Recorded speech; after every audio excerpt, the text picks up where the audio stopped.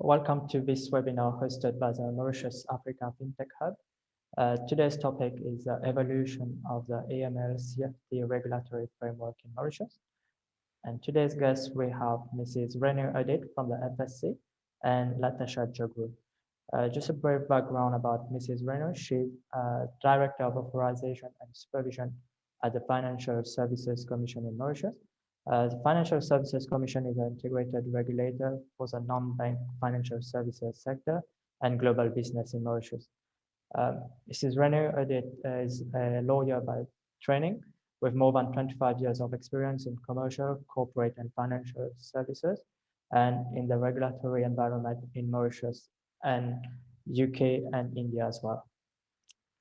And she has gained substantial amount of experience in financial regulation and business conduct in Mauritius after having worked in both the private and public sector. And she has been spearheading numerous reforms and industry initiatives on topics such as anti-bribery and corruption and RegTech. And Mrs. Latasha Jugroo is from the SBM. She's currently She's currently head of compliance since January 2021. She's a seasoned legal and compliance professional, having both local and international exposure in eminent firms. Mrs. Latasha Jugroo holds a Master of Law in International and Commercial Law, as well as a Bachelor of Law from the University of Birmingham. She has also completed her bar vocational course and holds a postgraduate diploma in professional and legal skills from the Inns of Court School of Law in UK. Before I leave the floor to our panelists, I'll just provide you with an overview of the AML CFT regulatory framework in Mauritius. For a bit of context, for the past 10 years, the government of Mauritius has been promoting Mauritius as an international financial center and working actively towards being a leader in the field. That has been done in collaboration with the Economic Development Board and other governmental agencies and various stakeholders in the private sector. In light of that, to be a reputable international financial center of good reputation, it has been noted that the regulatory framework has a lot of leverage as to the impact it has on the reputation.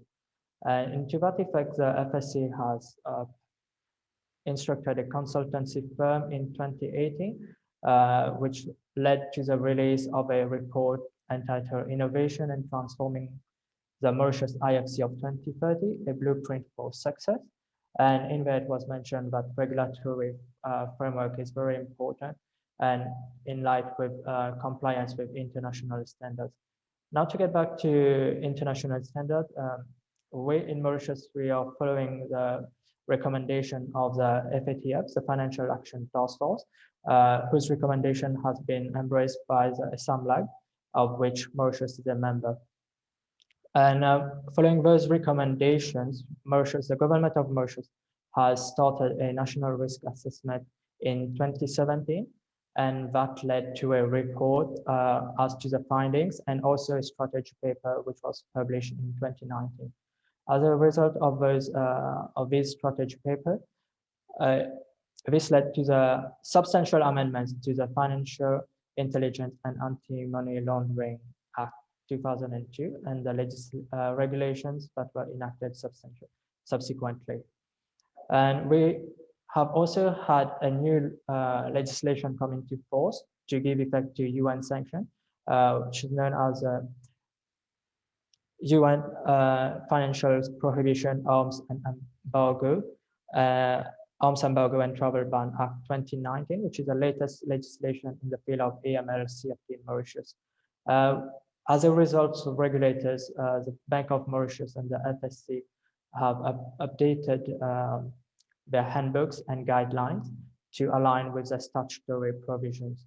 And the key themes from the strategy paper that was the strengthening of the anti-money laundering and combating the financing of terrorism, legal and regulatory framework, and how a comprehensive risk-based supervision framework should be implemented, and also enhancing a national coordination and cooperation, and with international cooperation and regional cooperation as well.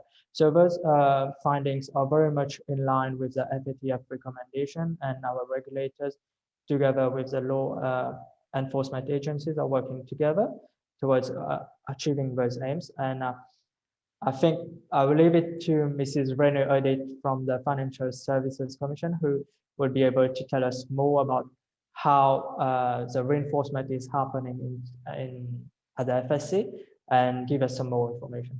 Thank you very much.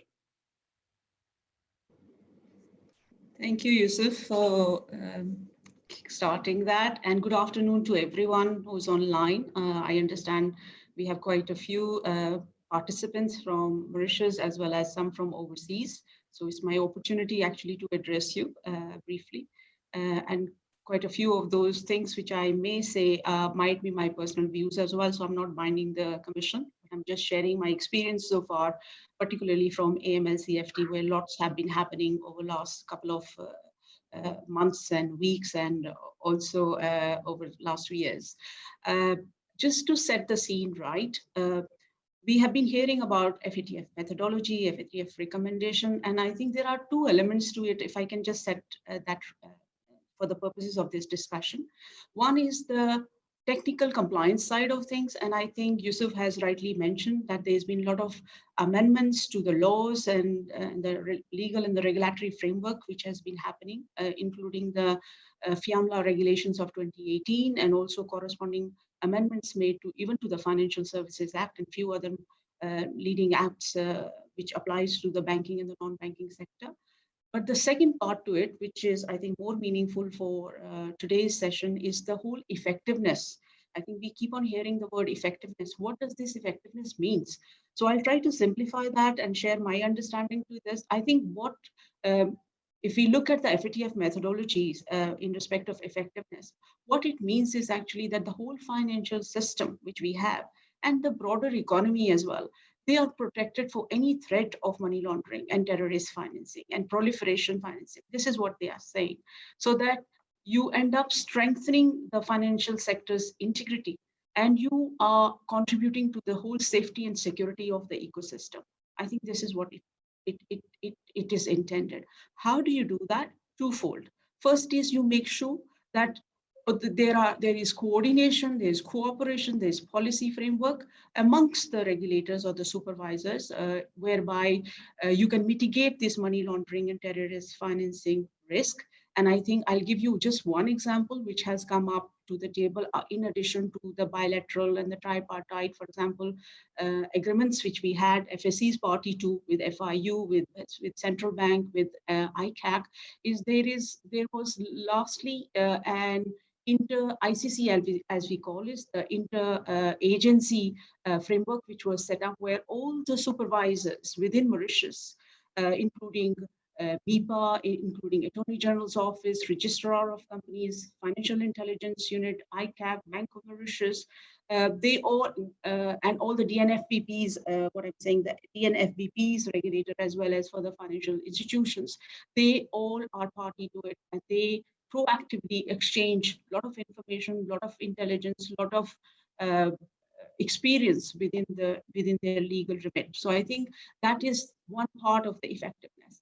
Now, the second part of the effectiveness is how does this money laundering threat or terrorist financing threat is actually proactively detected and disrupted, so that it makes it difficult for the criminals or the outliers to use your system for any abuse, and wherever it is tried, then appropriate or proportionate sanctions are taken, and they are deprived of any illicit proceeds. So to me, this is what effectiveness, I think, is just, I'm setting the scene. What is expected in so doing from the regulators? I'll share the regulatory perspective. So we are expected as regulators like FSC is to appropriately supervise, monitor, and regulate the financial institution within our remit. We are also expected to identify and maintain an understanding of the money laundering and terrorist finance risk in the financial institutions which we regulate as a whole, and also at the subsector and the entity level. And I'll tell you how we have done that. And so doing, we have to implement a risk-sensitive philosophy or a methodology to supervise and monitor our regulators so that they are complying with the AML CFT requirements. Ultimate objective is what? Again, so that the financial crime is deterred. Criminals are not able to hide origin of funds, ownership, or the purpose with which the money is being layered. So I think this is taking so that they're not in a position to take advantage of the sector or of the service providers with limited controls and supervision. So with this whole background, I think the whole initiative of risk-based supervision started in 2018, and which you rightly said, Yusuf, resulted to at the national risk assessment at the national level, whereby the threats and the vulnerabilities were assessed. Threats is like, what are the different actions which can be taken by the criminals to abuse the financial system and to facilitate money laundering? That is the threats. And the vulnerabilities would be that, are there any weaknesses or gaps that can be exploited by the threats and facilitate these activities? So that the consequence is that you can measure the impact of it, and you are able to come with some sort of an inherent and the residual risk.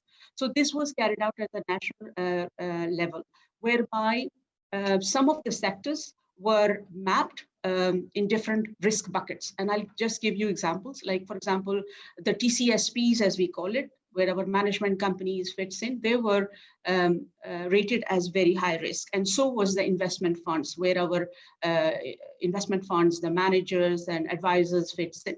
FinTech was also very high, and I think rightly so, I think, from what is happening globally.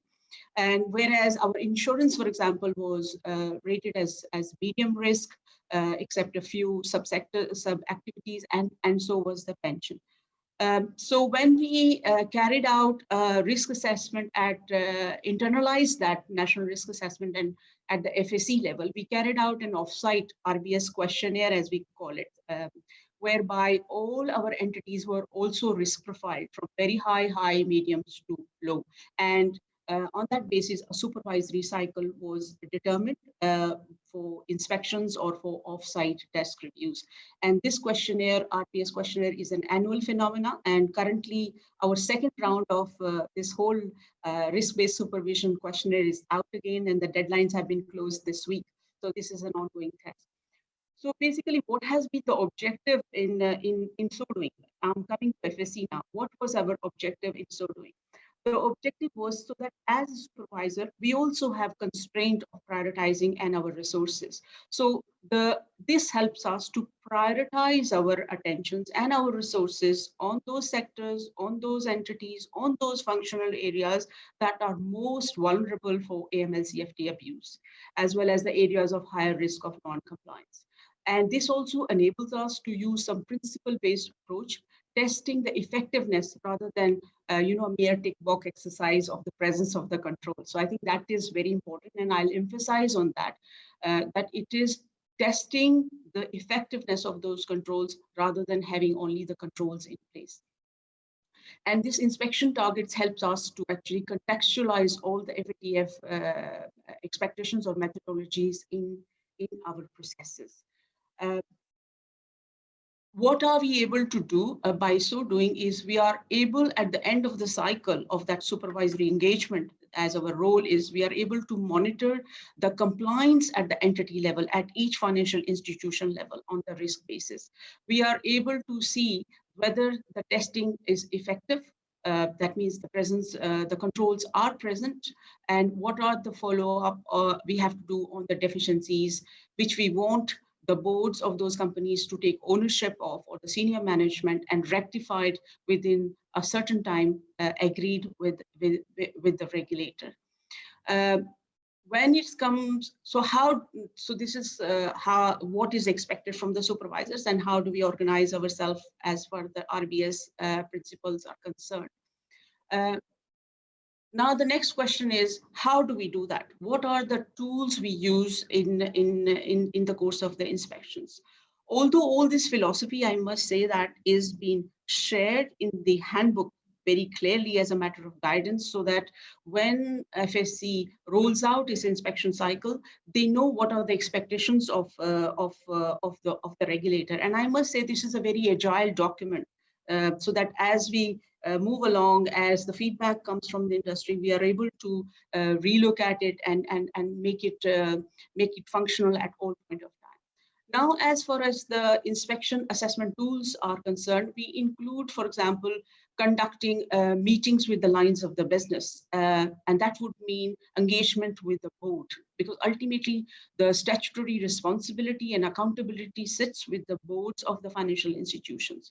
We also engage with the compliance and the MLRO function. And I think that's very important, because they are the gatekeepers for making sure that the controls are right, deficiencies are detected, any other abuse is detected and reported at the earliest. Then we also deal with the senior management, who are the frontliners and the functional heads, and the internal audit. And the whole purpose in this whole engagement is to determine the level of engagement, the level of knowledge, and the effectiveness of their functions. Then we also look at the operational controls put in place, which is the transactional monitoring, internal reporting, the STRs, the controls for TFS, for example, beneficial ownership, the CDDs, and so on. I must say here that in addition to only the AML controls, we do look at actually how the backup machinery works. And I'll take an example for the capacity building of those financial institutions. So we look at not only how many people they have, but we will also look at how they are onboarded, how the screening is done, for example, by their HR department in onboarding those professionals. So how is their engagement, for example, if ever the compliance function is outsourced, then what is the strength and of those compliance functions? How is that carried out? Because even if the outsourcing is done, the responsibility again and the accountability stays and sits with the financial institution. And to again look at the sustainability or the effectiveness of these controls, again, the inspectors will carry out some sorts of a sample testing of those files to support what they have seen. The possible in the scoping and the planning when this is carried out, the possible vulnerabilities to review, if I may just emphasize again, is the adequacies of the resources, the risky products and the services, the risky client exposures, the high risk country exposures, how they are relying on the third parties, and I cannot not mention the use of the new technology. Have they tested those technology? Has there any penetration test done? Has there any reliability test done? So this is also taken into consideration. I'll take, for example, one specific parameter which is looked very, very thoroughly when it comes to AML controls, and that is the whole enterprise risk assessment, because that's where it all starts.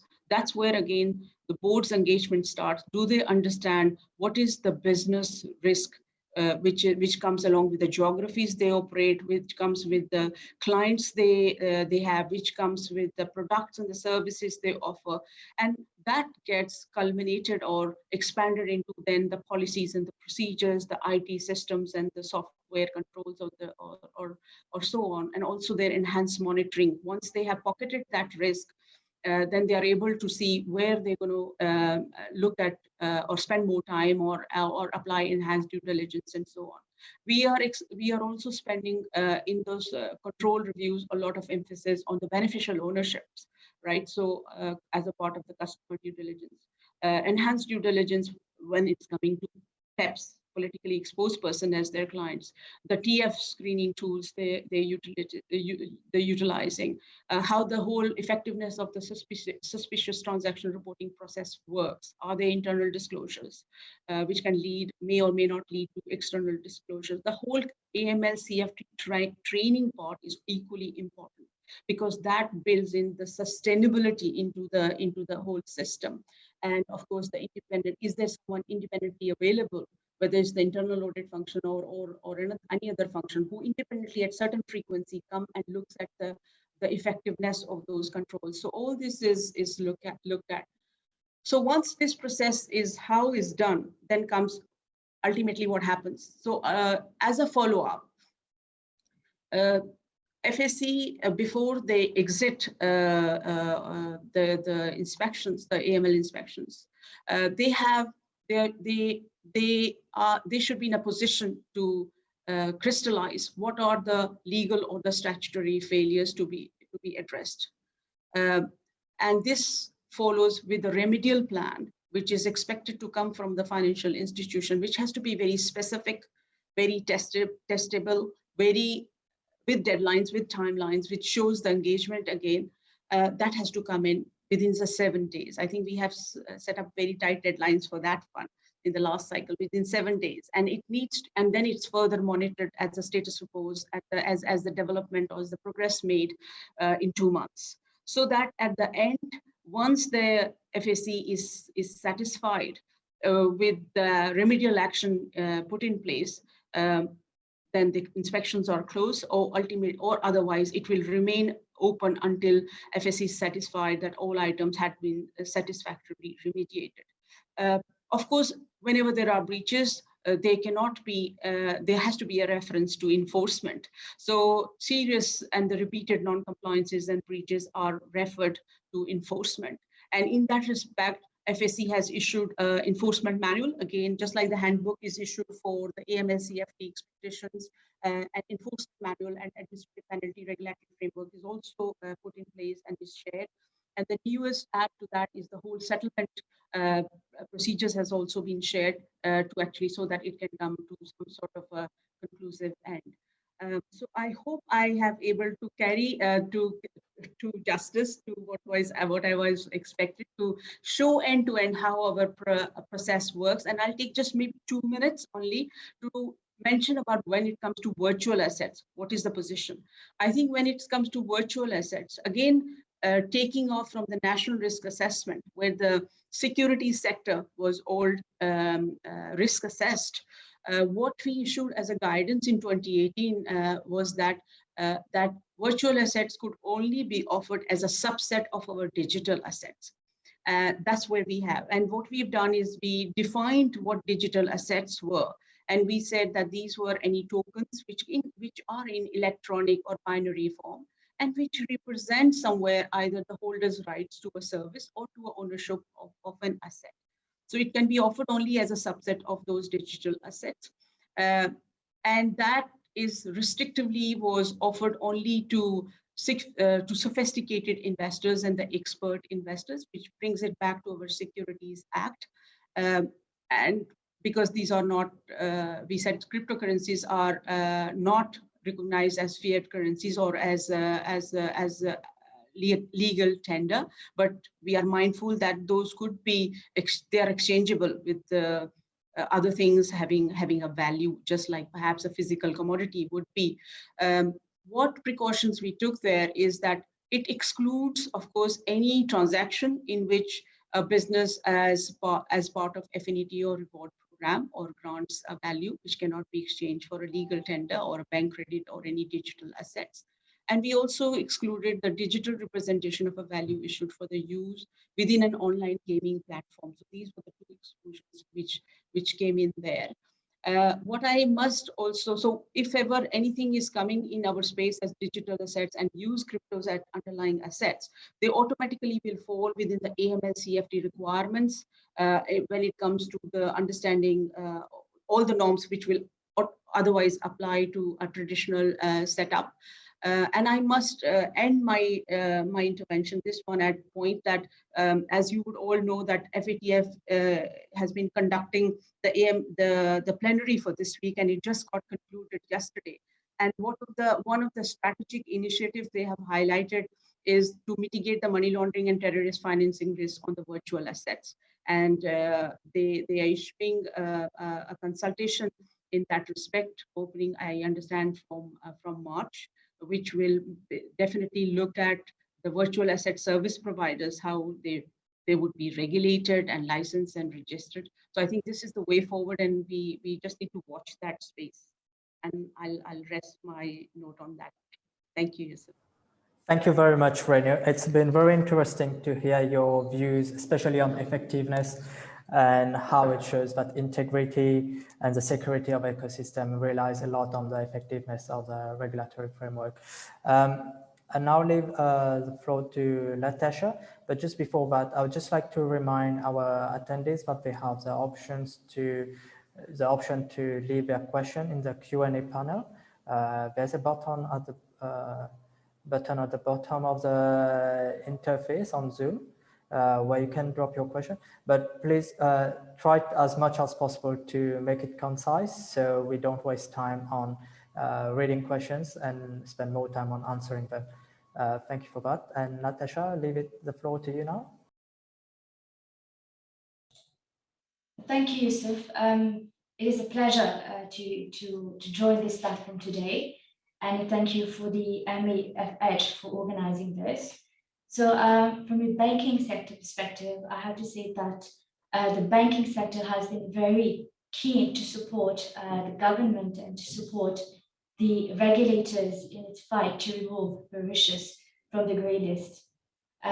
Therefore, at the banking level, we have embraced all the new AML CFT framework, the legislations, the handbook, and all the guidelines that have been provided by our regulators. I think that the banking sector really took a toll in 2018 when the mutual evaluation report came out. So therefore, tremendous effort has been made by the industry to rectify and to remediate the situation. I think at the national level, the government has set up many committees, subcommittees, working groups for Mauritius to be compliant with the FATF recommendation. And the banking sector has been working, I think, heavily involved, being a major player in that industry to support those initiatives. So as you can see, the tone from the top itself was very focused in the fight for the AML CFT, to which we all support. At SBM, we have placed and we continue to place the fight against money laundering very high in our agenda. Strengthening the confidence of our investors and strengthening the confidence of our customers is very important for us, given that we are a very long established bank in Mauritius and also one of the largest banks in Mauritius. Based on the initiatives that have been taken by the government, by the regulators, we have embraced those new regulatory requirements. We have reviewed our policies. We are in the process of rolling out more policies. We are enhancing our controls, and all this being done to strengthen our risk, to put in place a very robust risk framework. So as you can see from all those numerous initiatives, we are demonstrating our unflinching commitment to combat money laundering and terrorist financing and proliferation as well. There's a lot more initiatives that we are taking at bank level, but also at a national level. The banking industry is very involved. And there's been many committees where we have given our feedback with a view to close gaps that has been identified, with a view to propose suggestions, because we are actually in the industry on the practical side of it when we apply the guidelines and the legislations. So we have given our feedback, and it's just that these can be taken into consideration to be able to work together with the regulators.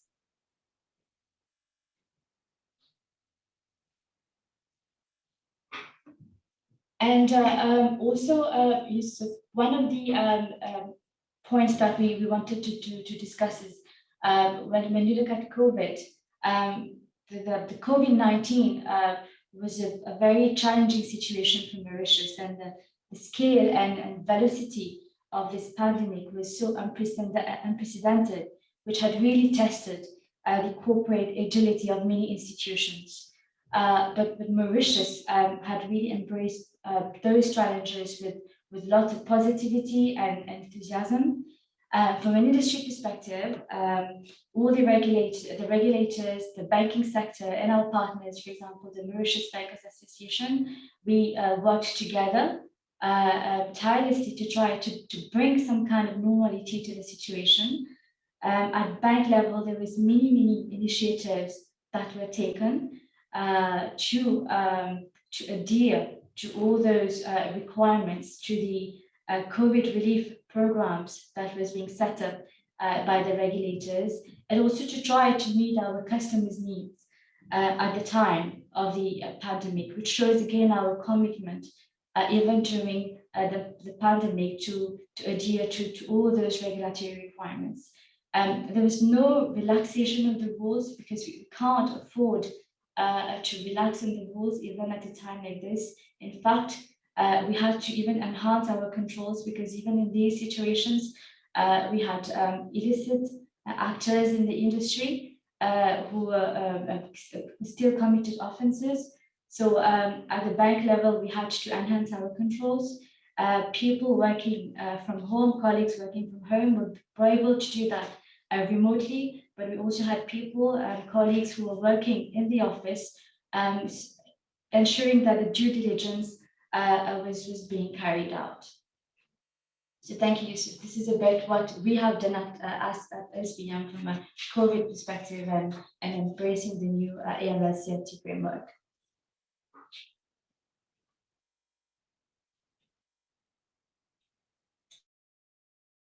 Thank you, Latasha. That's very helpful to know how SBM is handling the AML CFT compliance in Mauritius. And as you mentioned, COVID-19 has been a very testing time for each and every one of us, especially in the financial services sector.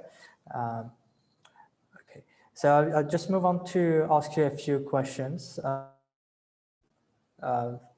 So based on what you discussed, and if you don't mind, I'll start with the UN Sanction Acts, especially in the context of the FATF recommendation relating to terrorism financing and proliferation financing.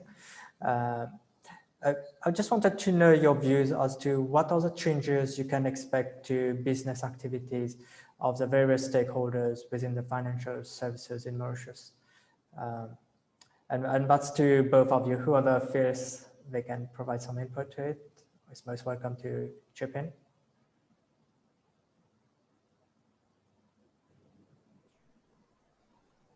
Maybe I can just try to respond that, unless Latasha wish to go ahead. Thank you, Renu. So the Act Yusuf itself provides the legal framework for the implementation of the UN sanctions as adopted by the UNSC. Basically, it justifies the measures announced, and it reiterates the affirmation of the Mauritian government to protect its good international financial center repute and from abuse on the part of our illicit actors engaged in proliferation and proliferation financing. So financial institutions, we have been very cautious while conducting our activities. We have implemented many controls in our system. The good thing is most of the system is now automated, so which makes a bit our work easy. But on top of that, there is ongoing monitoring that is done from the compliance team, from different teams across the organization to be able to meet those requirements. Due diligence is performed. There are some times when you look at the regulations, the controls that are required, it's really the regulatory requirements, they are very strict, and there's no leeway not to comply from it. So it is very important that these controls are embedded, and they're embedded in a proper way.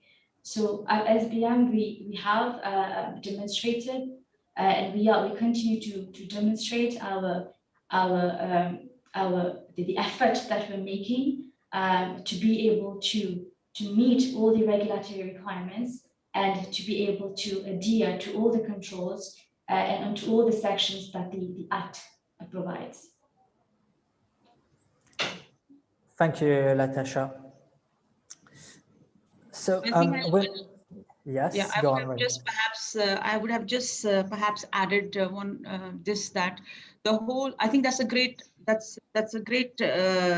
progress Mauritius has made by legislating a framework which mitigates or manages any threats to the security, right? And I think this is what the whole objective is. What it does, it places the obligations on the reporting persons, right, which is the financial institution, that they should screen their customers, their database against a list of designated, list which is released, is a list of designated parties, as they call it. So that they are in a position to see whether any true or negative match is made. So that goes back to the strength, once again, as Latasha mentioned, on the strength of the internal controls again.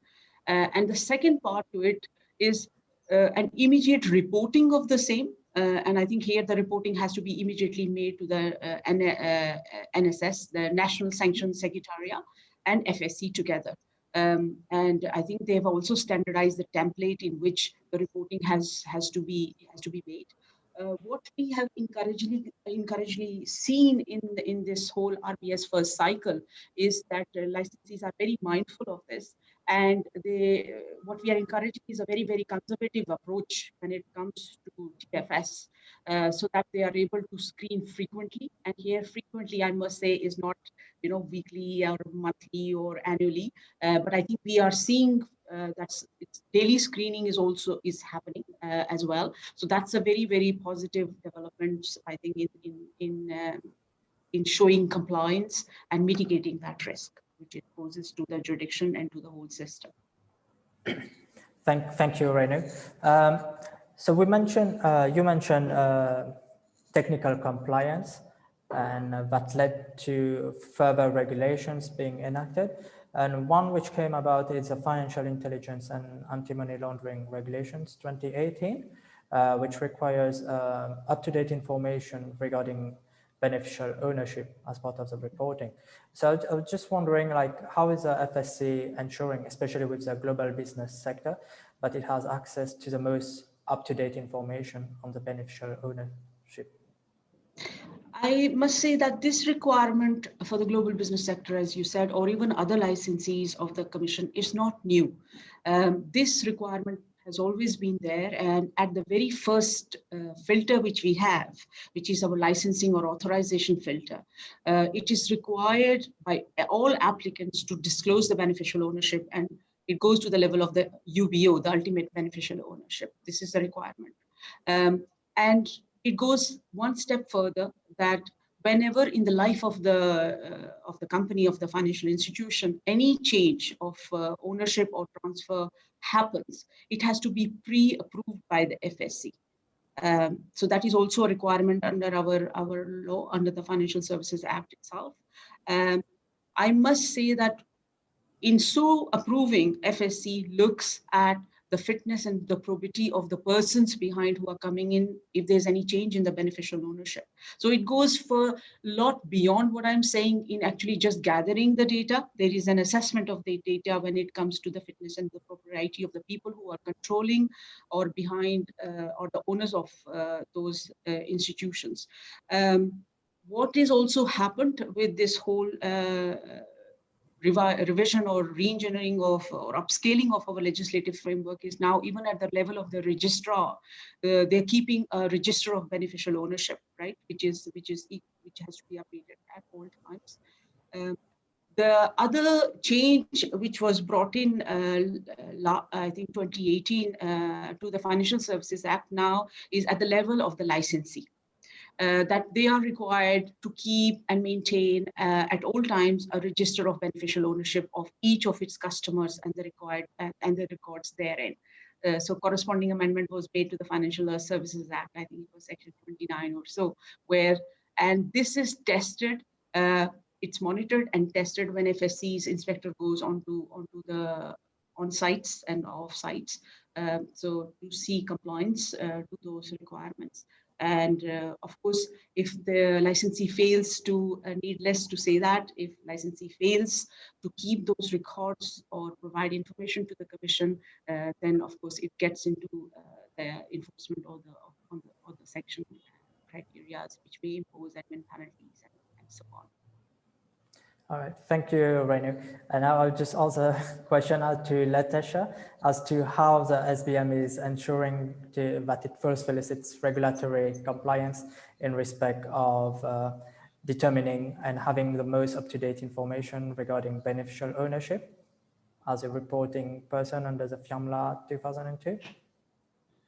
Thank you, Yusuf. So at SBM, we are following the requirements of the FIAMLA and the FIAMLA regulations.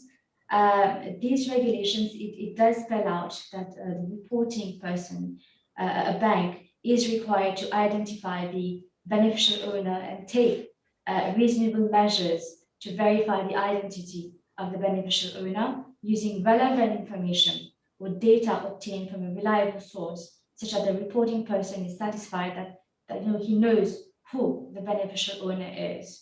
So where the customer is a legal person, we identify and we take reasonable measures to verify the identity of the beneficial owners by obtaining information on the identity of all the natural persons who ultimately have an ownership interest of 20% or more in the legal person. And even that there's no natural person who holds an ownership interest of 20% or more in the legal person, that the natural person exercising ultimate effective control over the legal person is required to be identified and verified. Now, there's been a debate that the UBO database in Mauritius is not only a public available information. There's many discussions around it. Some stakeholders believe that it should be, some it doesn't. But as it is at the moment, the law is very clear on that. There is the section 6.7, if I'm not mistaken, which stipulates that we, financial institutions, should require our customers to complete a written declaration of the identity and details of the natural person who are ultimately the beneficial owners of the business relationship or transaction as a first step in meeting the beneficial ownership customer due diligence requirements.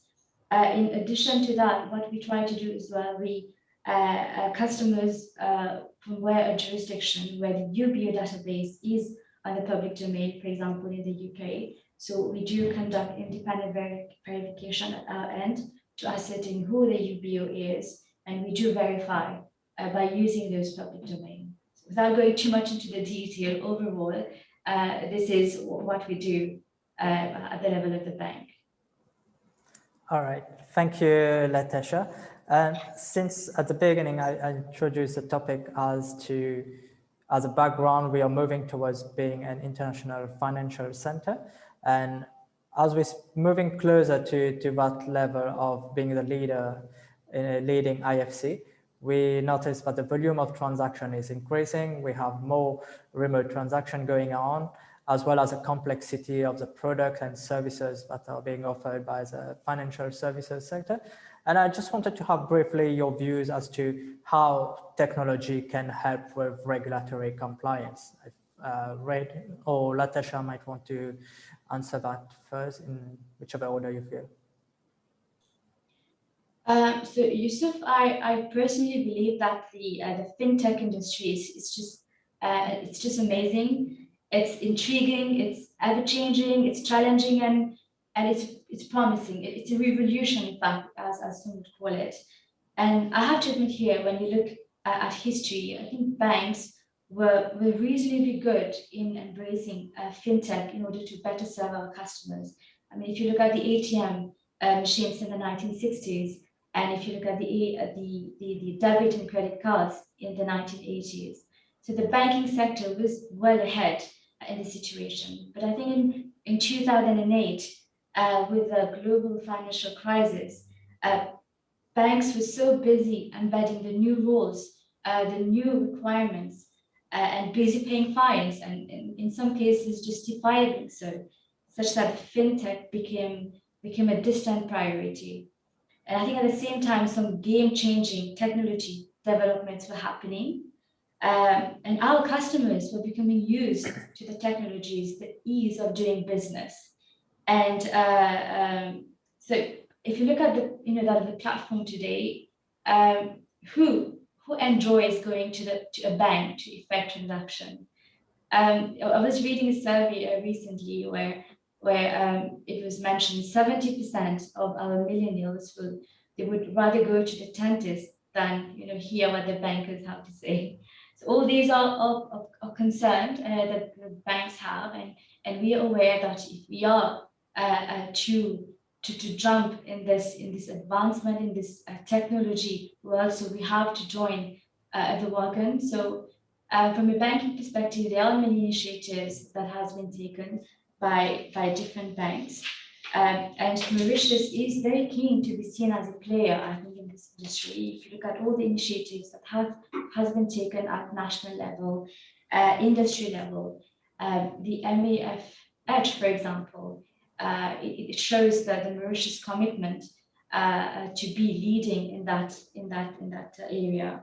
So I am very pleased to inform you that at SPM we have already embarked on this transformation. We are in the process of developing a framework for account opening of FinTech related companies, startups, and we also actively training our colleagues to be able to better serve our customers in that aspect. So that's a bit from where we are focusing from a customer perspective. When we look at how FinTech can assist compliance, do the compliance work, again, it is already there. It's not something new. So most of the monitoring system, for example, it is automated, but there's more to be done. And I think from a FinTech perspective, I really believe that it can accelerate the compliance process. It can ease the process. For example, when we look at eKYC, when we look at all the AML CFT controls that could be robotized, so there's scope in the future to embrace this. When we look at fraud as well and the risk management services, for example, for digital transactions, all these could be captured using RegTech. And one aspect as well is the customer data.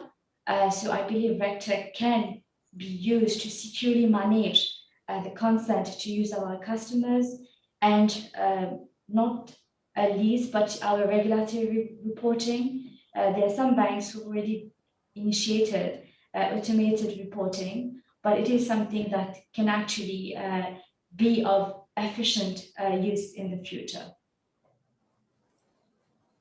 All right, thank you, Latasha. Would you happen to have anything to add to Latasha's answer, Renu? Yes, I would surely. I think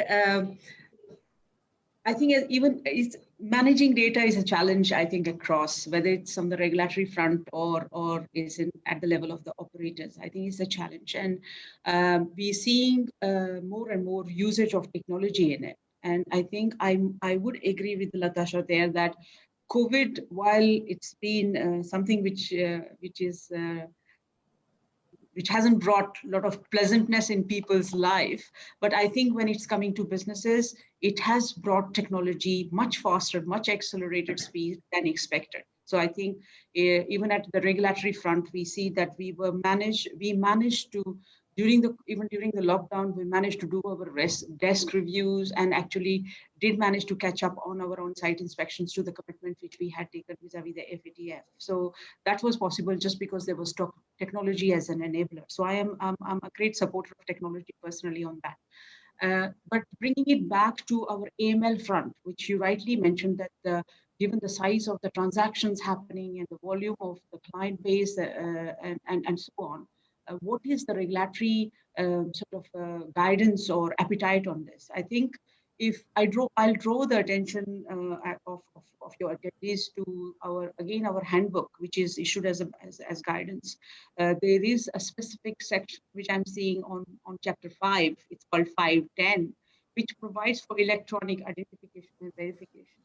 And I think that is an interesting bit. It just gives guidance that yes, financial institutions can adopt a system which provides for electronic verification of the natural person's identity and so on.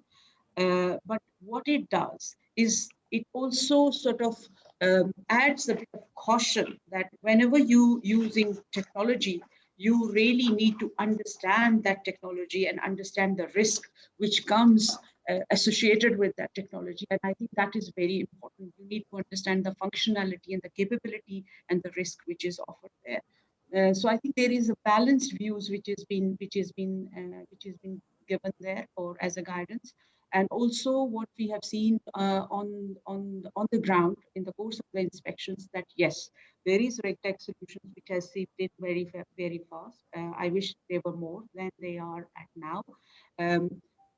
So that helps, for example, in the CDDs, particularly on the TFS screening, very important. I think humanly, sometimes it's very difficult. Transactional monitoring, I think it has brought a lot of efficiency to that system. But I must add my personal bias there, saying that yes, technology is very important, but I think it has to be complemented with some qualitative and human judgment, and I think that's very important. Because if the input of the data is incomplete and inefficient, it cannot give a very complete data as an output. So I think that is very important. And I think one quick, perhaps not a fix, but maybe a support to that could be the continuous training, I think, of people in AML, CFT, so on, that even when the data push out inaccurate data, with their training and experience, they are able to pick those gaps very quickly and manage it. So I think this is what I will say. And the second point I will perhaps make here, that as a regulator, we equally need to keep pace with the innovation. And in that respect, as a blueprint, I think when it was released, there was some initiative definitely on the FinTech space, which although because of COVID and other priorities have had slowed down a bit, but I think we are catching up on that one. And peer-to-peer lending was one initiative, which is now a reality. We're seeing a lot of interest in there. And FSC has really progressed in issuing some license as well in that respect. The second one, which again, extensive consultation was done, is the crowdfunding. And I think we again be very close, I think, on crowdfunding as well to provide the regulatory framework. The third one, which we have just closed the consultation and so on, is on the robotic and the artificial intelligence enabled advisory services. And I think that complements very well with our securities sectors. And we do have a sizable population in our global space on investment advisories and so on. And I think that is a great complement as a service to come in. And the recent one, which we have just issued, I think, end of last week, if not early this week, is a consultation open on the FinTech service provider license. And I think that is also crucial to actually encourage more and more FinTech or the RegTech solutions to come into our ecosystem. So I think this is something which, again, as I would say, it's a dynamic sector, FinTech, and I think it has its advantages, but it also has its risk. So I think, again, as a regulator, while we encourage innovation, we are very mindful to keep in mind, again, going back to the national risk assessment, and there's an impact, there's a vulnerability, there's a threat part on FinTech service providers and FinTech services, which is there. So a risk has to be proportionately, I think, managed on that front. But yes, there is a flexibility if we play it wise in the circumstances and take a risk-based approach. I think this is something which comes as a good enabler. Right. Thank you, Renu. And I agree with your views and that of Latasha, that technology holds a lot of positive benefits, but we'll just have to be mindful and make a proper risk assessment before their deployment across the financial services sector. And I also appreciate that you mentioned the human input that's still required, because we've had instances when we had false positive during screening due to the name being more or less similar to a designated national on the list. So I think you're right on it, but we'll still need human, but technology would help with the large volume of transaction that's transiting from Mauritius financial services sector. I just have a last question for both Latasha and Renu. As we've discussed, there's been a lot of changes over the years, be it in technical compliance and also as to the recommendations issued by the FATF that Mauritius is implementing and strengthening its AML CFT framework.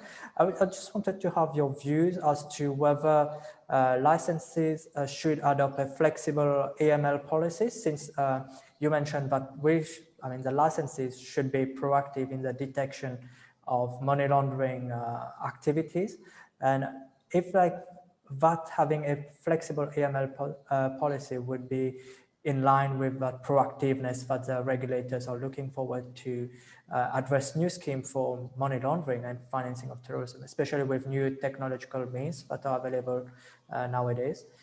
So if either Renu or Latasha want to go first. Maybe I'll just start off on that one. I think I'll start by saying that from a regulatory perspective, licensees must and they are required to comply with the anti-money laundering obligations at all times. And they are supposed to do that by assessing the risk which is posed by their activities, and they are also required to implement a program, internal control or internal AML program, to manage those risks. I think this is the beginning and this is the end, right? Now, coming to your point, whether they can adopt a flexible AML policy or they have to be just more proactive in their risk assessment, I think it's in the current circumstances and post the RBS whole exercise carried out at the national level and implemented, for example, from FSE in its own space. I think it's a mix of both. And I'll tell you why I'm saying that. It's mixed in the sense that now proportionate again to the risk, the services, the product lines you have, the geographies you operate, the client profiles you have, you can actually come up as the board or as the senior management. Again, you will keep hearing me board and the senior management because they are responsible and accountable for the AML obligations. So they can actually come up with a very, not flexible, very proportionate risk framework as applicable to their business. So they own that risk and they also own the flexibility in the sense of crafting the framework around that, how they're going to manage that risk. So I think this is where the flexibility come in, that they can sit down and on the basis of all the inherent risk or the vulnerability in the sector, in their activities at the entity level, they can actually sit down and come up with that craft. So this is the good thing. The second thing is that proactively, how do they manage that? So once they craft the risk, they are able to understand the vulnerabilities and the risk. They are able to come with the measures. They are able to adopt the corresponding measures. They are able to put in the policies. They are able to put in the procedures. They are able to execute that and monitor that to prevent their entity from being used for any of these risks. So what they are doing actually, as they call it, in a common man's world, is set the tone at the top. And the first step, if you ask me, from my experience so far, is they need to look at what is their business risk assessment. This is where it all starts, right? Mm-hmm. So I think this is, maybe I am passing on my message very emotionally, but I think the reason is that this is what which will give them proactively to manage the risk which comes along with that. The second thing which comes along with this policy is that these policies and frameworks and whatever we call it, or internal controls, once they set, they are not set in stone. They have to be very agile, very dynamic at all points of time. I think they have to be updated and relooked at with any significant developments which comes within the environment of their, either by their operations or in their business structures. They have to be revised. And the third thing is that they need to have good captains to the ship. and I think we do have very seasoned and experienced professionals who need to actually monitor that risk, and that capacity, that training has to be built at all times. I think from a regulatory perspective, what we are doing is there's been a lot of outreach programs which has been done on different aspects of AML, and that is only a regulator can do. But I think it equally is need to be matched on the other side is those skills of those resources, particularly in the compliance and the AML space, need to be enhanced at all times. So I think this is what I would have to say on this one. Thank you. Thank you, Renu. I think I would echo what Renu mentioned. The AML KYC policy that banks have in place, it should be a flexible document, because when you look at it, there are always changes, amendments that is done by the regulators to actually be aligned with international measures that are being taken, as with all the risk assessment that are done. So this document should be flexible, and it is flexible actually, so that we can amend it when required.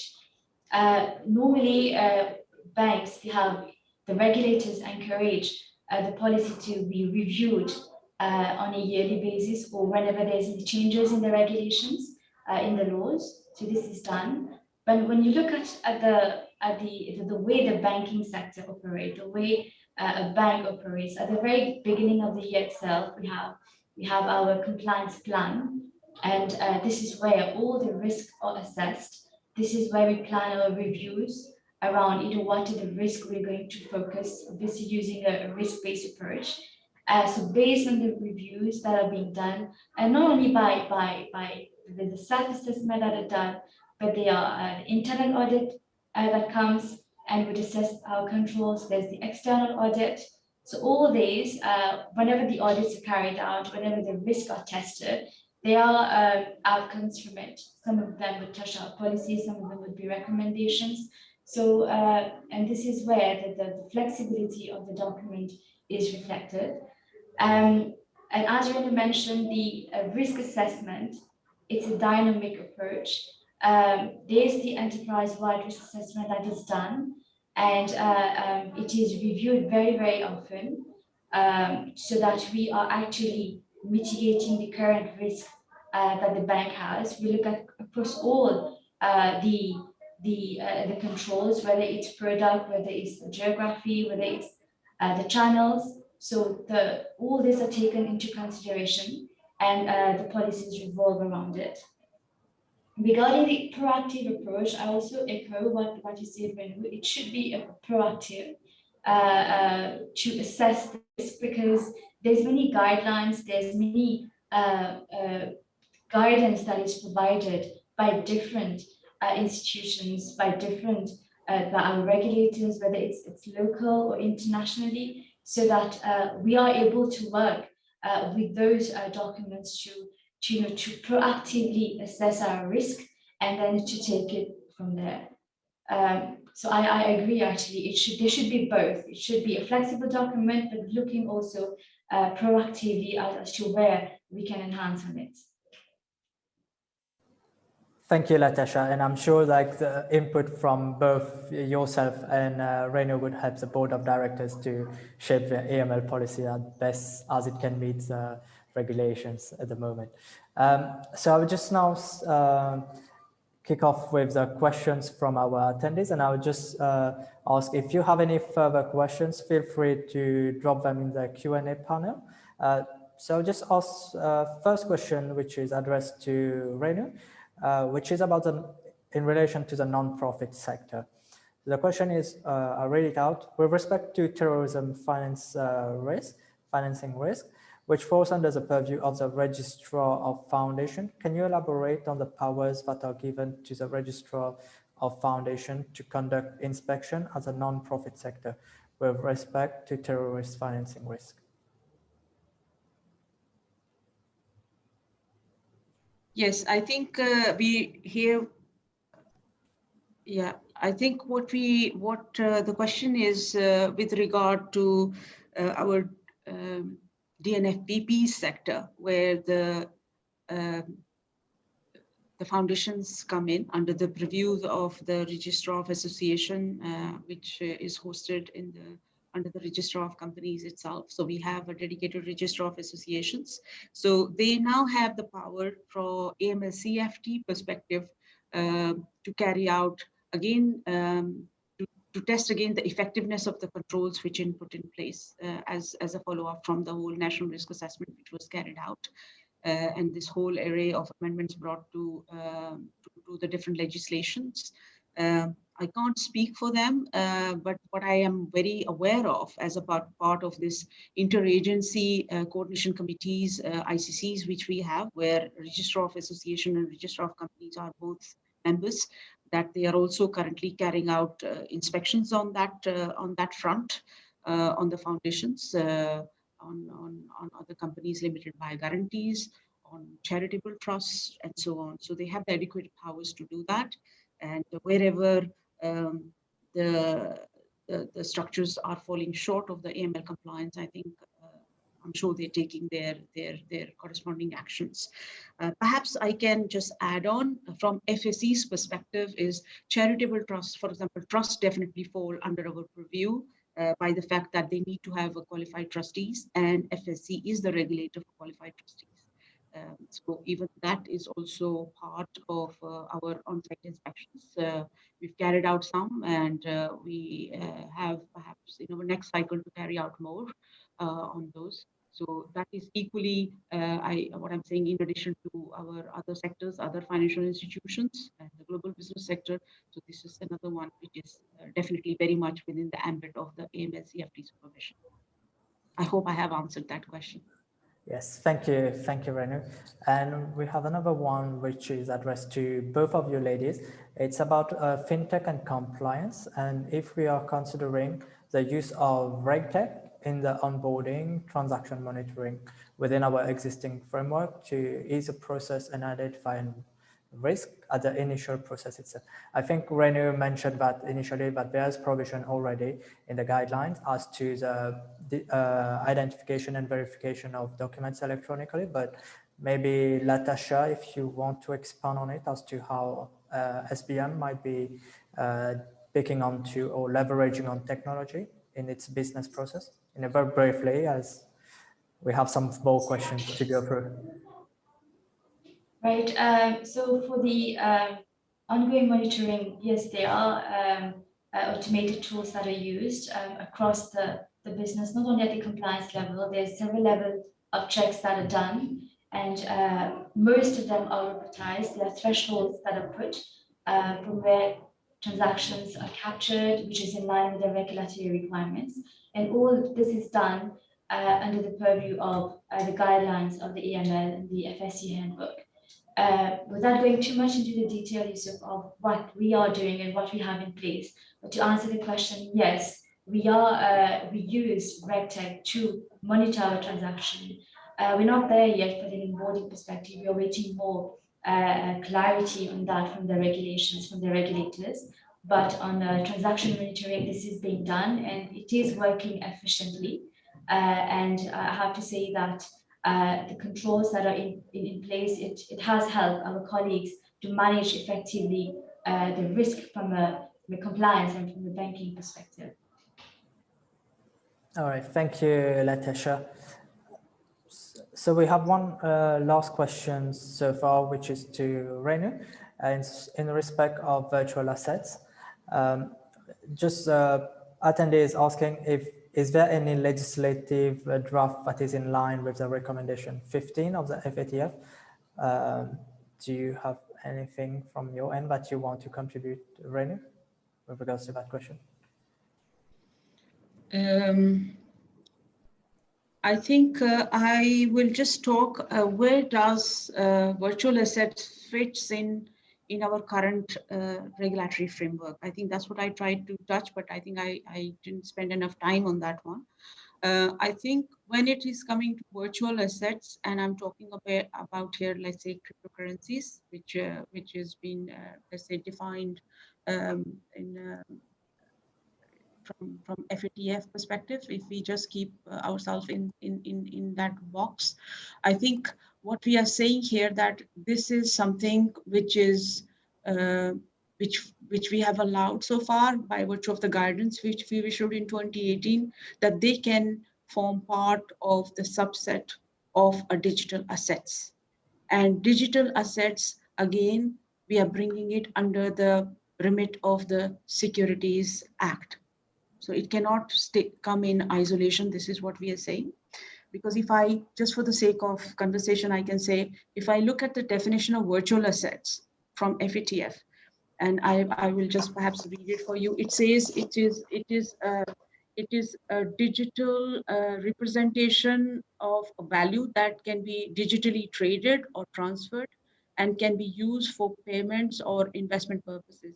It goes on to say that virtual assets do not include digital representation of fiat currencies, securities, and other financial assets that are already covered elsewhere in the FATF recommendation. So I think I will place an emphasis here on the securities. So I think as long as it can fit into that definition of securities by virtue of the guidance we issued on the digital assets, then it falls within our current framework, right? The second development which we've done to bring it to the current regulatory net is end of last year, we issued the framework for securitized securities token offerings. So let's say if in the existing framework, tokens are issued to sophisticated investors again, or expert investors, and if they have underlying virtual assets, then and which is on a platform, which call it securities trading platform, as we call it, STEs, which are either licensed by the FSC or it is licensed in one of the ESCO member countries. So that again is another way by which the virtual assets can restrictively is in under the space. But I must say that as a date, we haven't licensed any of those, so it's there. The third element in which the virtual assets can come in our space is is digital custodians, which we also have the framework of licensing, which again can be act as custodian for crypto, for example. So again, but we don't have issued license in any of those three, but there is this framework which is currently in place in Mauritius. All right, thank you very much, Renu. We now have a question which is in two parts for Latasha. So I'll start with the first part of it, which is, as the FSC has started to grant licenses to fintech companies, how does a bank proceed to onboard such companies? And what step measures in terms of due diligence are taken for onboarding these particular clients? Right, Yusuf. So at the moment, the guidelines, the existing provisions in our guideline on AML CFT, the FIAMA regulations, and the handbook, they all contains, what are the documents we need to onboard customers. So we are going with the current legislative framework, the current regulatory requirements, and the current legal requirements at the moment, until the FSC comes, or the regulator, the Bank of Mauritius comes with, with other forms of due diligence that needs to be done on that aspect.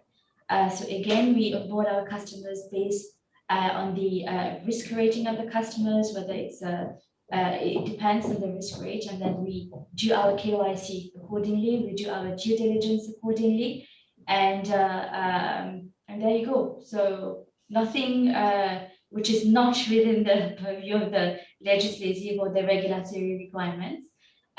We are waiting for, as I mentioned, there's numerous initiatives that have been, that are currently happening to look at all the AML CFT aspects. There are conversations, there are working groups that are ongoing to look at other matters, and I think this will be coming in the near future. All right, thank you, Latasha. And just a second part of that question, it's about correspondent banks. And the attendee is asking, notwithstanding the numerous queries correspondent banks will raise, how does a bank provide comfort to its correspondent banks that it is satisfying the due diligence test? Okay, so I think for this question, we won't be able to go into the details of this one, given confidentiality provisions. So yeah, I'm sorry about this, but we won't be able to go into the details of this one.